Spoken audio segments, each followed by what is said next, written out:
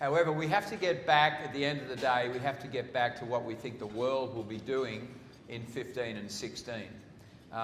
2014, the IMF has forecast growth at 3.3. We have just revised down our number in 14 to 2.9. And a lot of that is coming from weakness in the emerging markets, weakness in Russia, Eastern Europe, and weakness in Brazil. However, we do believe that in 2015 things will be looking a lot better. And that 3.7 that I've got for the world growth in 15 is about in line with the IMF.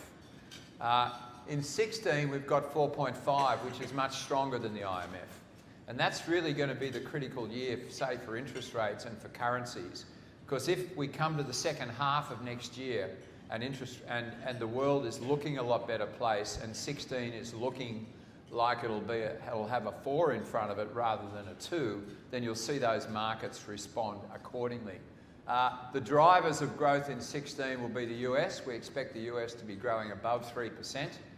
That's a very good result now for the US. Long-term potential growth in the US is now assessed by most analysts at around 2.5. And a really strong US will lift all ships, will help China in particular get about a 1% lift in their growth to 8%. We know that the official target is 7.5, but for the last 4 years, China's got really nothing out of its export sector because of the weakness in the world economy. If you do see a stronger world economy, then that will lift China as well. And that will be behind that stronger world economy in 16. But let me say to you, as I stand here today, markets are telling me that that world growth number next year and in 16 is going to print with a 2 in front of it rather than 3s and 4s. And certainly we've seen that in market developments. Let me just take a step back for a moment and think about the world economy and who is playing the important roles in the world economy. Because in that discussion I just gave you, I didn't mention Europe.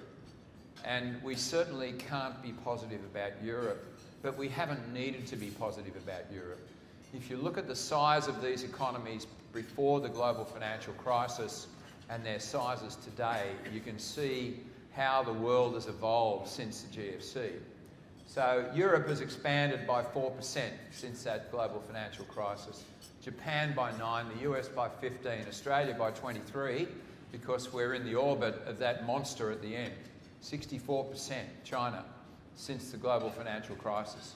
That's probably the most amazing economic performance that we can imagine. At a time when the world is dealing with so many problems, a region can grow by 64% when Europe grows by 4%.